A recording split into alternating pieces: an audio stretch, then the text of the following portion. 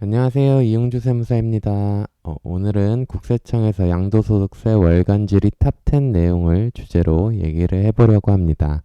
올해부터 국세청에서 매달 사례로 풀어보는 양도소득세 월간질의 탑10이라고 하여 매월 책자로 발간을 하는데요. 벌써 3회째 발간을 하였습니다.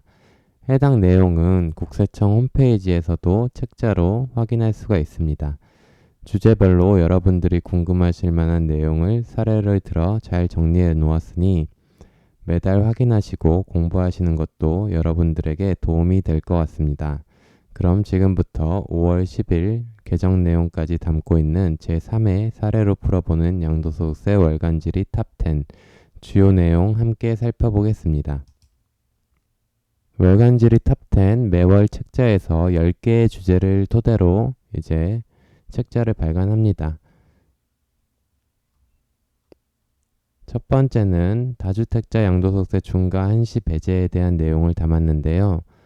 주요 내용은 여러분들도 알다시피 22년 5월 10일부터 23년 5월 9일까지 보유기간 2년 이상인 조정대상 지역 내 주택을 양도하는 경우 한시적 1년간 중과를 배제합니다.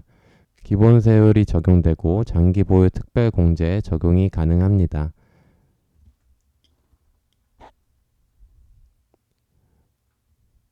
두 번째 내용은 22년 5월 10일부터 1세대 1주택 양도소득세 비과세 보유 거주기간 재기산제도 폐지에 대한 문제입니다. 해당 규정도 폐지되어서 22년 5월 10일 이후 양도하는 분부터 주택수와 상관없이 주택을 실제 보유 거주한 기간을 기준으로 보유 거주 기간을 계산합니다.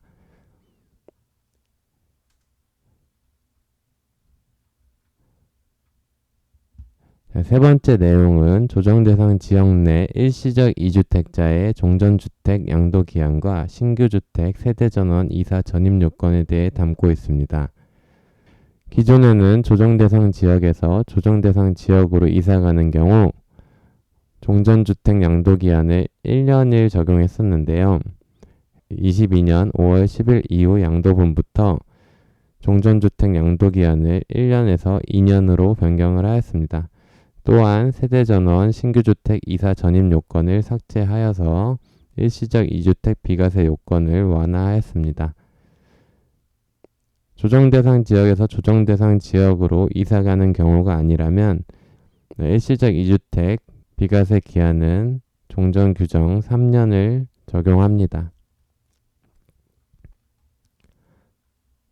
우선 첫 번째, 두 번째, 세 번째 사례는 이전 영상에서도 제가 자세하게 다뤘으므로 자세한 내용은 이전 영상을 참조해 주시기 바랍니다. 첫 번째, 두 번째, 세 번째 규정 모두 5월 10일 개정된 내용을 담고 있습니다.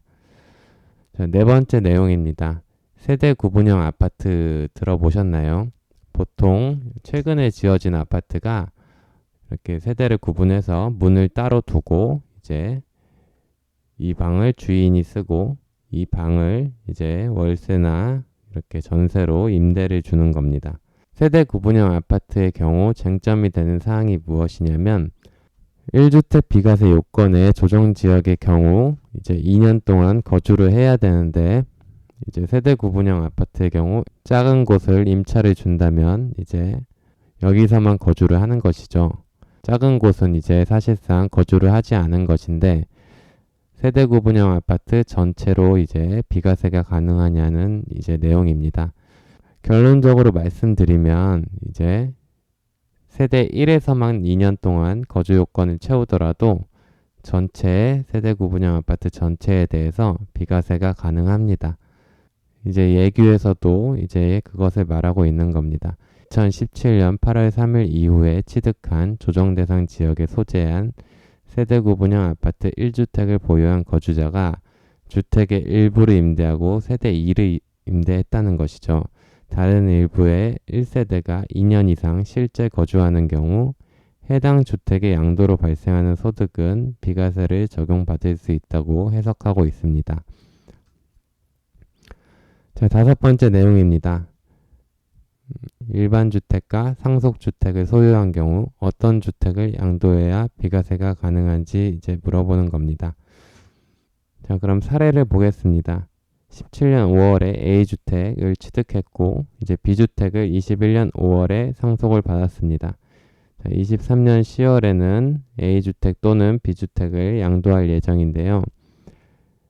A주택을 이제 기존에 가지고 있던 것을 일반 주택이라 하고 상속받은 주택을 상속주택이라고 합니다. 국세청 답변을 보면 상속받은 주택과 일반 주택을 각각 한 채씩 소유하는 1세대가 상속 개시 당시 소유하던 일반 주택을 양도하는 경우에는 비과세가 적용이 가능합니다. 따라서 여기서는 A주택, 일반 주택을 양도하셔야 하는 겁니다. 상속주택을 먼저 양도하면 이제 비과세가 적용되지 않습니다. 그렇다면 상속주택과 일반 주택을 보유하는 경우 일반 주택을 먼저 양도하고 조정 대상 지역이라면 2년 거주 후에 상속주택의 2년 거주 후에 이제 상속주택도 비과세를 받아 이제 절세를 하시면 되겠죠. 자, 6번째 사례를 보겠습니다. 상속주택 두 채 중 한 채를 상속받은 경우 본인 소유 주택, 일반 주택이죠. 양도하는 경우 1세대 1주택 비과세가 가능한지 이제 사례를 보면 18년 9월에 A주택을 취득했습니다. 그리고 B, C주택 중 B주택을 상속을 받았습니다. 그리고 A주택을 양도한 거죠. 이제 A주택을 이제 일반 주택이라고 합니다. 자, 상속주택 두 채를 저와 동생이 각각 1주택씩 상속받았는데 이 경우에도 일반 주택 양도하면 비과세가 가능한지 물어보는 겁니다.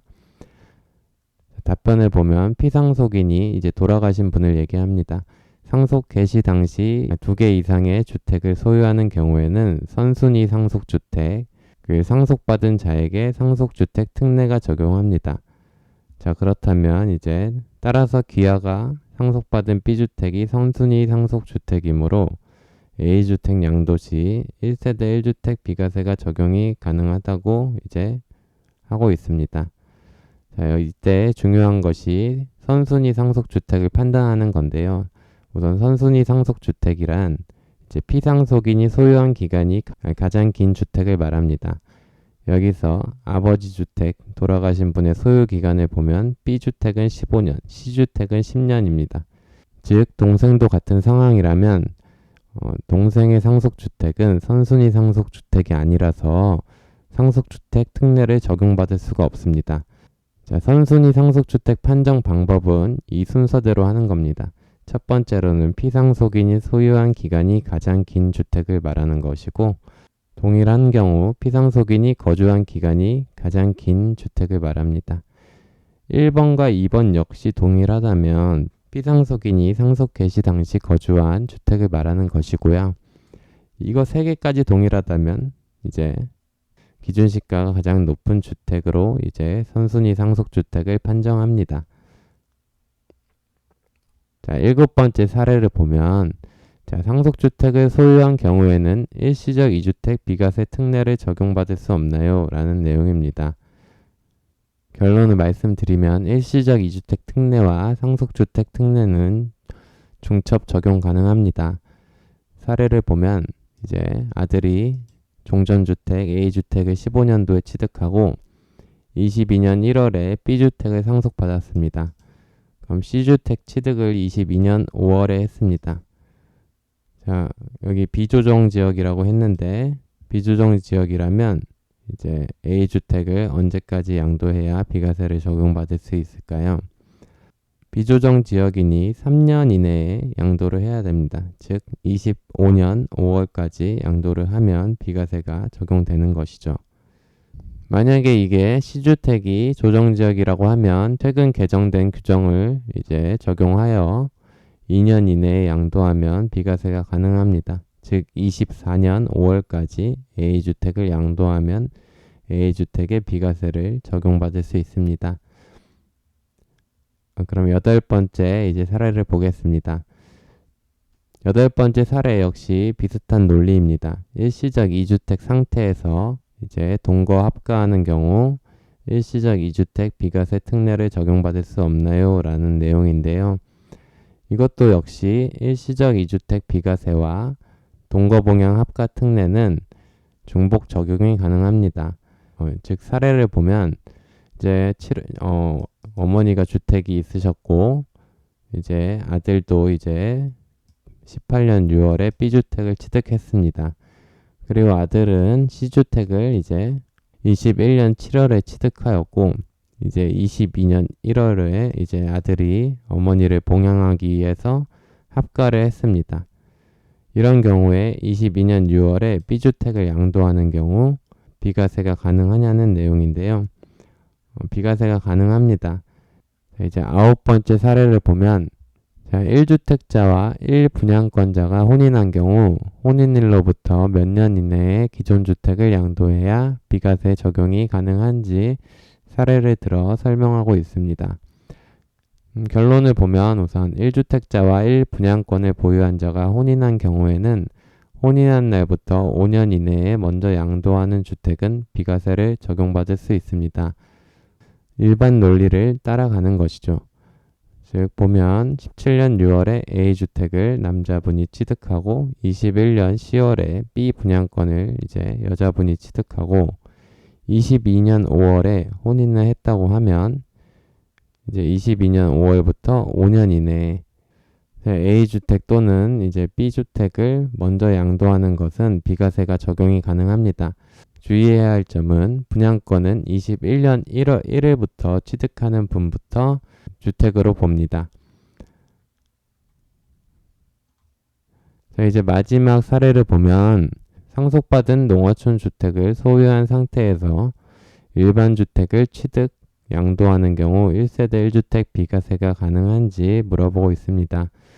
이 경우 농어촌 상속주택 요건을 갖춘다면 1세대 1주택 비과세가 가능합니다. 농어촌 주택을 상속받은 경우에는 상속 개시 당시 보유한 주택이 아닌 경우에도 일반 주택 양도 시 한 개의 주택을 소유하고 있는 것으로 봅니다. 라고 하고 있습니다. 농어촌 상속주택의 요건은 피상속인이 5년 이상 거주한 사실이 있어야 하고요.